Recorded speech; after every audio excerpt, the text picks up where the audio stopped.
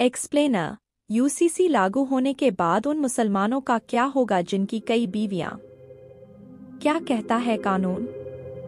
उत्तराखंड में uniform civil code UCC लागू हो गया। मुस्लिमों में बहुविवाह प्रतिबंधित कर दिया गया है। ऐसे में सवाल है कि अब राज्य के उन मुसलमानों का क्या होगा जिनकी पहले से कई बीवियां हैं। जानिए इस एक्सप्लेनर में। उत्तराखंड में समान नागरिक संहिता या यूनिफॉर्म सिविल कोड यूसीसी लागू होने के बाद हिंदू, मुसलमान, ईसाई समुदाय के लिए शादी, तलाक, संपत्ति, विरासत जैसी तमाम चीजें बदल गई हैं। अब अलग अलग धर्म के अलग कानून या पर्सनल लॉ की जगह व्यक्तिगत मामलों पर एक ही कानून लागू होगा। मुस्लिमों के लिए क्या बदला? पहले बात करते हैं मुसलमानों की। मुस्लिम धर्म में निकाह, तलाक, पारिवारिक संपत्ति का बंटवारा जैसी चीजें मुस्लिम पर्सनल लॉ शरीयत एप्लीकेशन एक्ट 1937 के तहत मैनेज की जाती थी। अब यूसीसी यूनिफॉर्म सिविल कोड में शरीयत की तमाम चीजें बदल दी गई हैं। मसलन मुस्लिम समुदाय में लड़कियों की शादी की उम्र 18 और लड़कों की 21 कर दी गई है। शरीयत लॉ 1937 लड़कियों की 13 की उम्र में शादी की इजाजत देता है। इसी तरह निकाह, हलाला और इद्दत भी प्रतिबंधित कर दी गई है। सबसे महत्वपूर्ण बात है कि मुस्लिमों में बहुविवाह को भी गैरकानूनी घोषित कर दिया गया है।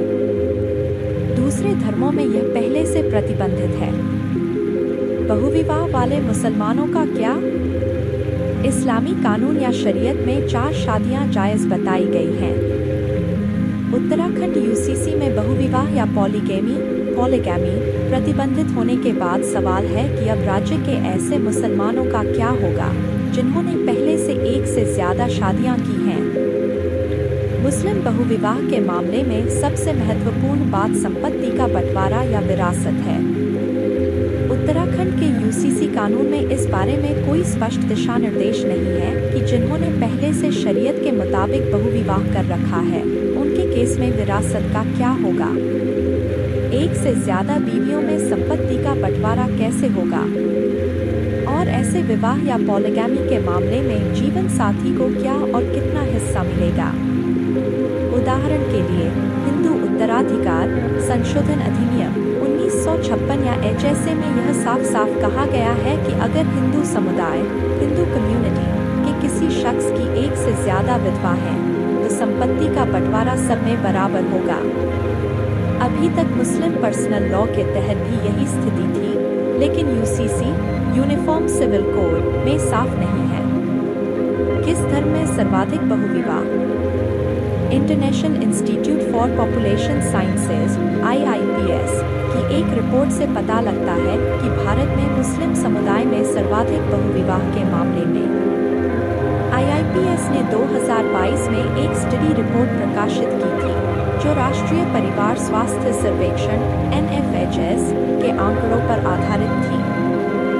इस रिपोर्ट में बताया गया था कि भारत में होने वाले कुल बहुविवाह या पॉलीगैमी के मामले में सबसे आगे मुसलमान हैं, जिनकी संख्या 1.9% है। इसके बाद अन्य धार्मिक समुदाय आते हैं जिनकी संख्या 1.6% और तीसरे नंबर पर हिंदू हैं जिनकी संख्या 1.3% है। हिंदुओं के लिए क्या बदला? हिंदुओं की बात करें तो शादी, विवाह, तलाक, संपत्ति का बंटवारा जैसे व्यक्तिगत मसले Hindu marriage act, special marriage act 1954, भारतीय उत्तराधिकार अधिनियम 1925, हिंदू उत्तराधिकार संशोधन अधिनियम 1956 के तहत मैनेज की जाती हैं। अब यूनिफॉर्म सिविल कोड लागू होने के बाद हिंदू समुदाय के लिए जो सबसे बड़ा बदलाव हुआ है वह पैतृक संपत्ति और अर्जित संपत्ति से जुड़ा है। उत्तराखंड के यूनिफॉर्म सिविल कोड की कैटेगरी 1 में अब माता पिता दोनों को शामिल किया गया है। पहले अगर किसी हिंदू शख्स की बिना वसीयत मौत हो जाती थी तो उसकी संपत्ति कैटेगरी 1 के उत्तराधिकारियों में बंटती थी, जिसमें उसकी मां शामिल थी, पिता नहीं। कैटेगरी 1 का उत्तराधिकारी न होने की स्थिति में संपत्ति कैटेगरी 2 के उत्तराधिकारी को जाती थी, जिसमें पिता था। अब कैटेगरी 1 में बच्चे, विधवा, माता और पिता दोनों शामिल होंगे। ईसाइयों के लिए क्या बदला? ईसाई समुदाय की बात करें तो तलाक और विरासत दो ऐसी चीजें जो अब बदल गई हैं। अभी ईसाई तलाक अधिनियम 1869, क्रिश्चियन डिवोर्स एक्ट 1869 की धारा 10(1) कहती है कि अभी ईसाई समुदाय के किसी शख्स को तलाक का आवेदन देने से पहले अपने पार्टनर से कम 2 साल अलग रहना जरूरी है।